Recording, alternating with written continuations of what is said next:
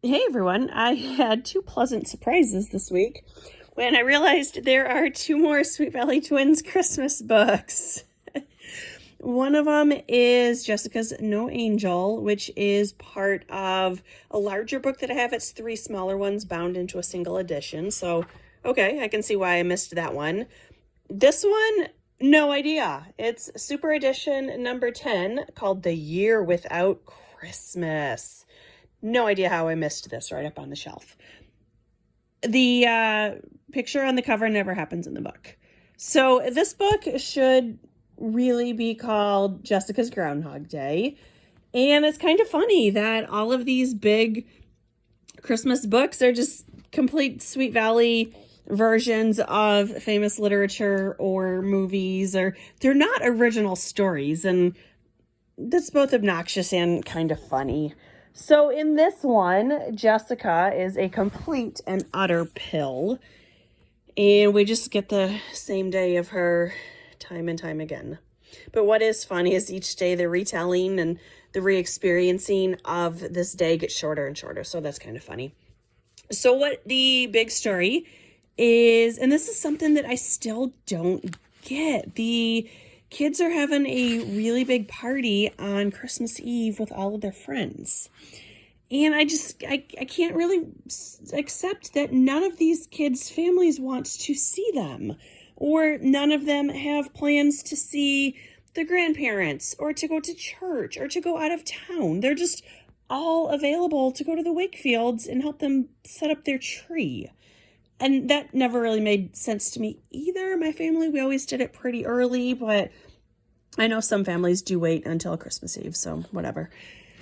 So the kids are going to do a Secret Santa gift exchange, and rather than just have someone assign all the names, they have a pre-party to draw the names.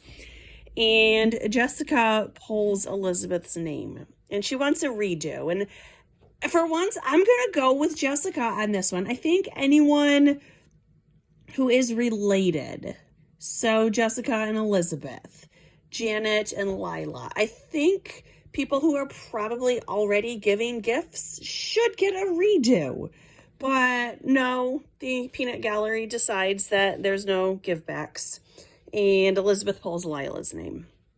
So there is a new boy in this book named Mike, and Jessica tells us that she is still kind of dating Aaron, and Aaron is at this party, but she's borderline obsessed with Mike McCluskey, and he just moved from Florida, and she spends the entire book throwing herself at him. It's kind of gross, and I'm guessing we're never going to hear from him again.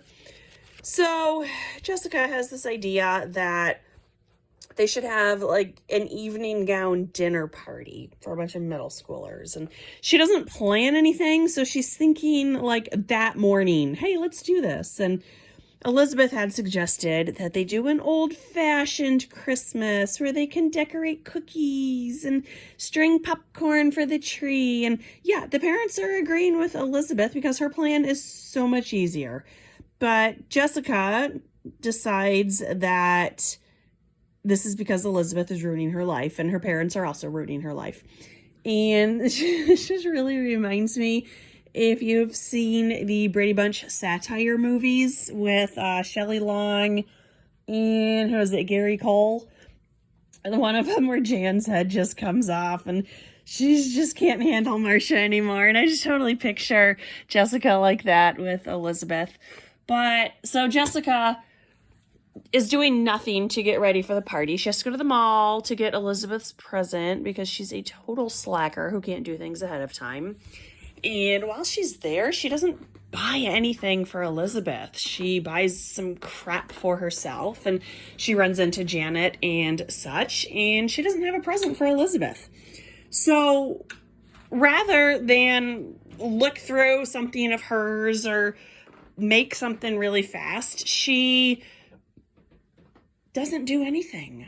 She does worse than nothing. She steals the present that Elizabeth had made for Lila, which is a photo album, and she puts her own name on it, and then she has nothing there for Elizabeth. So And then just everything goes wrong at the party. You know, she burns the popcorn because she was too irresponsible to do it ahead of time. And the tree falls over. And then Winston brings his accordion and Dad plays harmonica and they're singing. And here on page 71, she was so excited that she didn't pay attention to the chorus or the fact that it had just ended. She was the last one holding on to the final warbling note. "Oh my gosh, Jessica, you sound like a sick cat," Janet said. Everyone started laughing. Jessica's face turned bright red. "Come on, it wasn't that bad," Mr. Wakefield said, but he couldn't restrain from chuckling. Jessica was appalled. Even her dad was laughing at her. "Don't sweat it, Jessica. I'm just like you," Mike said as he walked up to the group, completely and totally tone deaf. But we know from the book where the kids go to Washington, D.C. that Jessica's actually a really good singer. So, yeah.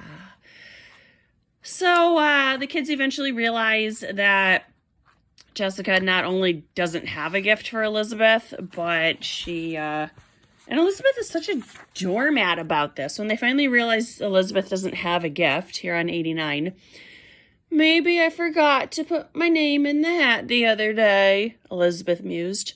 "Or maybe it got stuck to someone else's slip of paper and fell out." "Yeah, I bet that's what happened," Jessica said quickly. "And why is she such a doormat?" So Jessica throws a temper tantrum and storms out of the party. And then she wakes up and it's the next day. No, it's not the next day. She's reliving this day all over again. It's the same day.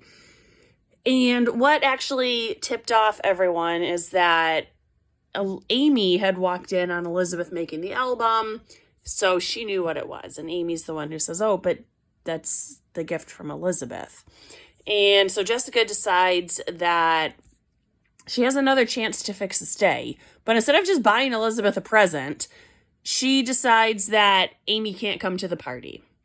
So she just goes through all these crazy shenanigans. And at one point, she gets a safety pin to try and stab Amy's bike tires. And I was like, that's not really going to do it there, Jess. And then another time, she buys Amy tickets to go to some ice show. And it's like, you would just be cheaper to go buy Elizabeth a present in the first place. And the present that Jessica receives it's from Winston. It is a certificate for 3 accordion lessons. And, that's pretty terrible. But eventually Jessica realizes that she's a terrible person and she's been taking advantage of Elizabeth. And that's what she needs to fix. It's not that it's Amy's fault. It's that she and her sister are the best friends, and she, as soon as she buys Elizabeth these crappy earrings, they're probably going to turn her ears green. Of course, as soon as that happens, she wakes up the next morning and it's actually Christmas and they're besties, and this is probably only going to last until the end of the book. So this is, typical Sweet Valley fare. It's Jessica's Groundhog Day. It was all right. It's, fine. I don't think I'm going to read Jessica's No Angel. I think I'm going to save that one for next year and get back to the main series. So Jessica's Groundhog Day, it was all right. It was very predictable, but that's to be expected. Thanks for watching. Bye.